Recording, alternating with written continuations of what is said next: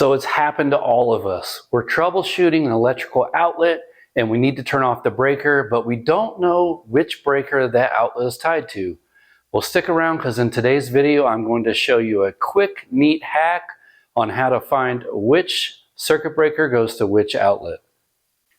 You're going to need to pick up a tool such as this one. This one's made by Circuit Detective, and all it consists of is a transmitter and then the receiver. So you're going to plug in the transmitter end right into the outlet in question, and then head to your circuit breaker panel with the receiver.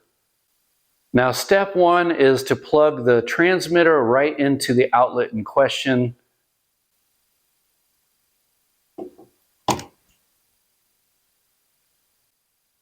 Now that you've got your transmitter plugged into the outlet, it's time to head out to the circuit breaker panel with the receiver end. Okay, I've made it out to my circuit breaker panel and I've brought my receiver.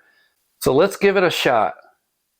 So step two is we're going to wave it in front of the circuit breakers, and it should beep when we've identified our circuit breaker. And there you have it. It's beeping with the green arrow pointing right towards circuit breaker 6. And that's our circuit breaker.